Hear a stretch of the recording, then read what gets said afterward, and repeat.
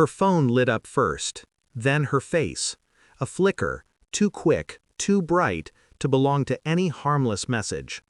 I watched her thumb tremble for a millisecond before she recovered her smile. Recovered us. But I'd already seen the name. A name she had no reason to hide. A name she once described as just an old friend. Said too quickly, too gently. Then came the laughter. We were at her friend's birthday dinner. 7 women, 1 husband, 1 target. Me, the broke intern.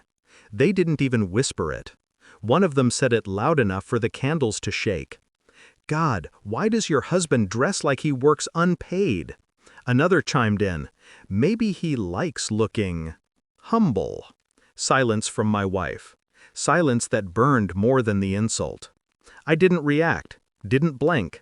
I just sipped my drink and held the cold inside me like a weapon. Got it, I whispered into the rim of my glass. Because I already knew something was off tonight. Her sudden sweetness in the car, her nervous checking of the door every time it opened, the way she touched her hair like she was waiting for someone else's eyes. And when the restaurant door swung again, I felt her body straighten beside me.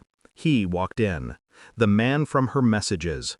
The one she once said she barely remembered. He saw me first, and he froze. I recognized the expression instantly. That split-second panic when someone sees the one person who shouldn't be there. He didn't look at her. He looked at me. Straight at me, like we shared a secret neither of us had spoken aloud. My wife inhaled sharply, almost imperceptibly, as if her lungs forgot their choreography. Her friends noticed, of course. Predators notice everything except the prey in their circle. "Isn't that," one of them whispered, but my wife cut her off with a smile too wide to be real. "Just someone I used to know." A line rehearsed, practiced, repeated. And suddenly every detail of the past weeks fit together like bones clicking into place. Her late-night work calls, her sudden obsession with the gym, her flinching whenever I walked into the room while she was texting, her friends' weird, too sympathetic glances when they thought I wasn't looking. I didn't confront her. That would have been too easy, too emotional. Emotion clouds vision. I wanted clarity. So I sat there, smiling at her silence, her discomfort, her sudden inability to swallow. She looked at me like she was waiting for me to make a scene. But I didn't come here to expose anything, not yet. I wanted her to keep lying, to keep performing. Because the more confident a liar feels, the more careless they become. And sitting there, surrounded by people who didn't respect me, beside a woman who no longer feared losing me, I felt something shift inside me. Not rage, not heartbreak. Control. Cold, precise control. For 2 weeks after that dinner, I became a ghost in my own house. Present, silent, observing. She thought I'd been humiliated into quietness. She thought I was retreating. But I wasn't retreating. I was studying. I went through nothing illegally. No hacking, no snooping. Just patterns. Who she laughed with on the phone. Who she texted late at night with her screen tilted away. Who she suddenly felt the need to help with work projects despite never mentioning him before. I watched. And waited. The truth always reveals itself when you give it space to breathe. I ran no DNA tests, no private investigators, no melodramatic theatrics. I simply gathered details, timestamps, energy shifts, the way she smelled faintly of cologne that wasn't mine after her coffee meetings. Then one night while she showered, her phone lit up on the counter beside me. A message preview. A single line. He was there. He knows. Sent by him. No emojis, no panic. Just quiet acknowledgement. My wife didn't delete it in time. She stepped out of the shower, saw me looking at the screen, and froze. For a moment, everything went still. The steam, her breath, the air between us. But I didn't speak. I simply handed her the towel, brushed past her, and let her think she still had a chance to fix the narrative. Her guilt made her sloppy. Fear makes liars honest faster than love ever will. That night, she held me while she thought I was sleeping, but I was awake, counting her breaths, memorizing her shame.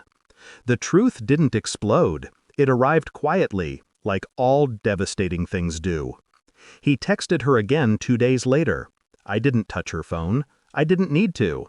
She read the message right in front of me, forgetting to hide her reaction. We need to tell him. I can't keep pretending in front of him. A confession disguised as logistics.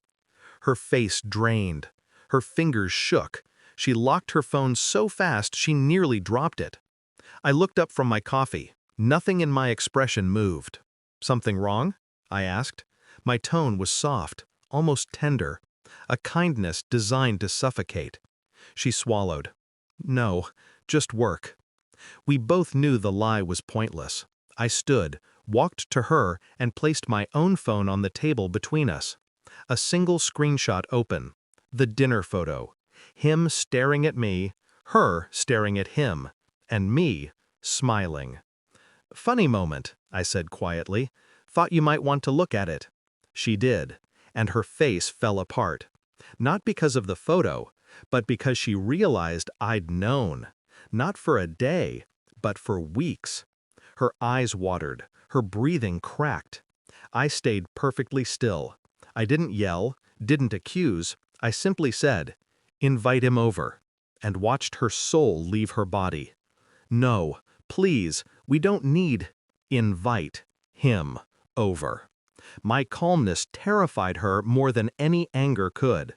She texted him with trembling fingers. He arrived within 30 minutes, looking like a man walking into his own execution. I opened the door. He didn't speak. I didn't move aside, but he stepped in anyway. My wife hovered behind him, crying silently, shaking. I handed him the same photo. "Tell me," I said, "what I already know." He looked at her. She looked away. Then he whispered, "I'm sorry." That was it. No justification, no explanation, just admission. I nodded once. Then I stepped aside and pointed to the door. "Leave," I said, not to him, to her. Her knees buckled. "Assad, please." "You made your choice," I replied. "Now live with it." She sobbed, collapsed, begged, but I had already detached. She walked out of our home like a stranger escorted into the night. The house went silent after she left. Silence feels different when you're free, cleaner, honest. I sat alone with my coffee, the same place I'd watched her lie countless mornings. But this time, the air didn't feel heavy. It felt accurate. People think betrayal breaks you, but it doesn't. It sculpts you. It strips away illusions you were foolish enough to believe were love. She texted me hours later. Paragraphs, explanations, regrets. I didn't respond, because the truth had already done what it needed to do. It revealed her, it freed me, and it closed a chapter she thought I'd beg to keep open. As I locked the door that night, I realized something simple, quiet, and absolute. She hadn't betrayed me. She had exposed herself. And I walked away with everything she lost: my peace.